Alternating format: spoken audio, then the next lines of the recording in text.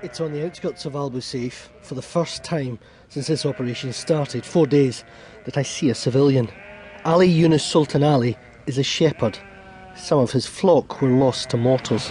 How has it been for you over the last few days? They continue to attack this area. We have been sitting in our homes for 3 days. We have been unable to go out because of the attacks and mortars. Only today we went out. All the people have left this area one after another and have gone to the west of Mosul. Yesterday my family also left, and it's just me who has stayed here. I stayed because the bridge is blocked and I couldn't cross it with my sheep. The workhorse of this operation is the Humvee, the armoured Humvee.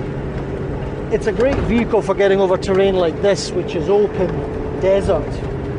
As a result, the Iraqi forces have been moving very fast, but where they're going to find it difficult is when they get to West Mosul. The city is very narrow streets, it's very densely populated. These vehicles won't be able to move around there. That means these troops won't have much protection as they do now. But of course, it isn't just the security services that need protection. It's hell for civilians. They're living under siege.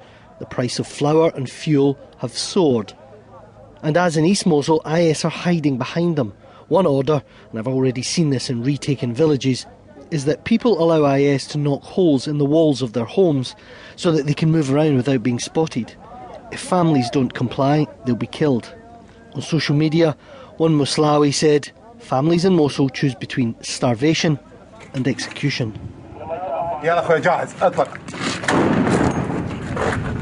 The sniper has spotted some IS fighters just on the horizon, less than a kilometre away. It's the third or fourth shot he's taken. He knows they're IS because the IS flag is flying above the factory that the men are hiding in.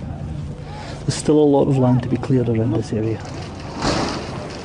Sitting on top of the sniper's nest, you get a good idea of what the plan of attack might be against Mosul, because it's quite a clear day and we can see the south of the city, the east and the west. And it seems that mostly these forces will push in from the south, federal police, some counter-terrorism forces. But at the west at the moment, Shia militia are trying to cut off any exit that Islamic State fighters may have if they attempt to make it towards Syria and towards the Islamic State's other capital, Raqqa. Iraq's security forces have got off to a flying start, but out here in the desert they have the advantage of speed and armour.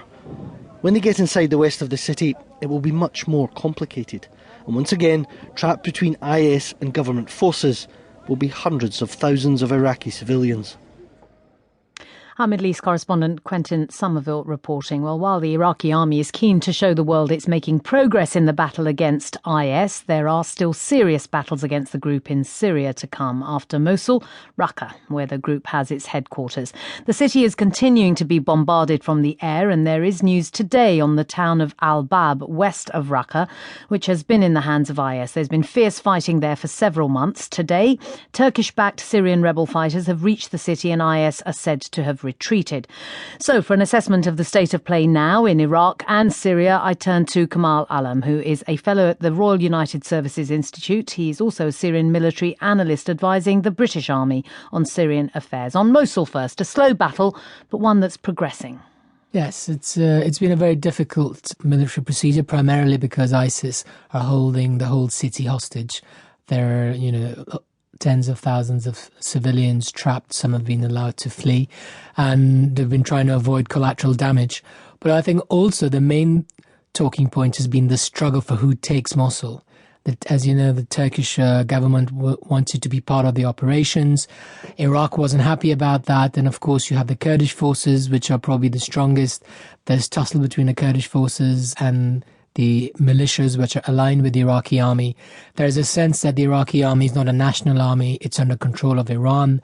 So there's a confusing picture there. And I think with the handover of the administration also in America, I think the Trump administration has some new ideas, and they've already put more US special forces and advisors on the front line. Let's talk about those who are fleeing, because it's not just civilians. There are also IS fighters who